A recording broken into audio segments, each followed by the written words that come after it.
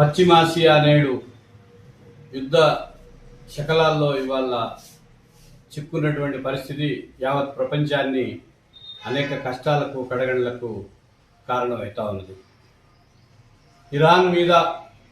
ప్రపంచ సామ్రాజ్యవాద దేశమైనటువంటి అమెరికా, దాన్ని నమ్మిన బంటైనటువంటి ఇజ్రాయెల్ కలిసి సాగిస్తున్నటువంటి దురాక్రమణ పూరిత యుద్ధాన్ని భారత ప్రజలుగా మనం తప్పనిసరిగా వ్యతిరేకించాలి, ఖండించాలి. 140 కోట్ల మంది ప్రజల కలిగినటువంటి ప్రపంచంలోనే అతిపెద్ద దేశమైనటువంటి భారతదేశం ఈ యుద్ధం పట్ల సరైనటువంటి వైఖరిని గత వారసత్వంగా అలీన విధానంలో కావచ్చు, ఇతరత్ర సందర్భాల్లో కావచ్చు అనుసరిస్తున్నటువంటి వైఖరిని మళ్ళీ ఒకసారి చేపట్టాలని సిపిఎంఎల్ న్యూ డెమోక్రసీగా మేము డిమాండ్ చేస్తూ ఉన్నాం. ఇదే సందర్భంగా మేము కోరేది ఏమిటంటే, యుద్ధము యొక్క ప్రభావం భారతదేశం మీద అప్పుడే పడింది. ఇవాళ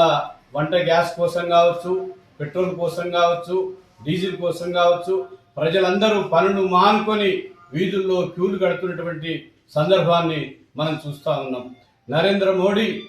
ఏదైతే ప్రపంచ సామ్రాజ్యవాద అయినటువంటి అమెరికాకి కీలు బొమ్మగా మారి ఒక రకంగా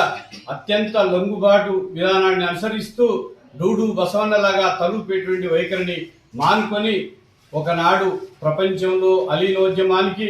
ముఖ్యమైనటువంటి నాయకత్వం వహించినటువంటి భారత ప్రభుత్వం ఈరోజు అమెరికాకి లొంగిపోవడం అనేటువంటిది, అది తోటి మిత్ర దేశమైనటువంటి ఇరాన్ మీద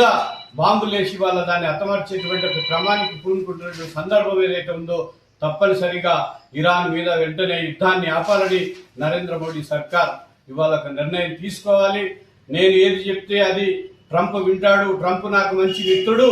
అని ఏదైతే నరేంద్ర మోడీ నిత్యం ప్రధానమంత్రి హోదాలో మాట్లాడుతున్నాడో, మేము మొత్తం ఇన్ఫ్లుయెన్స్ను ఉపయోగించి యుద్ధాన్ని ఆపే వైపుగా ప్రయత్నం చేయాలని, దానిలో భాగంగా మార్చి 29న హైదరాబాదు నడిగడ్డ అయినటువంటి చార్మినార్ నుంచి నిమాయిష్ అంటే ఎగ్జిబిషన్ గ్రౌండ్ వరకు జరిగేటువంటి యుద్ధ వ్యతిరేక ర్యాలీలో ప్రజలందరూ కూడా పాల్గొనాలని, తప్పనిసరిగా సామ్రాజ్యవాద యుద్ధానికి వ్యతిరేకంగా భారత ప్రజలంగా, లౌకికవాదులంగా, అలీనోద్యమ వారసులుగా నిజమైనటువంటి మిత్రుల్ని కాపాడుకునే వైపుగా మీరందరూ కూడా ఈ ర్యాలీలో పాల్గొనాలని సిపిఎంఎల్ న్యూ డెమోక్రసీ కోరుతా ఉంది, విజ్ఞప్తి చేస్తా ఉంది.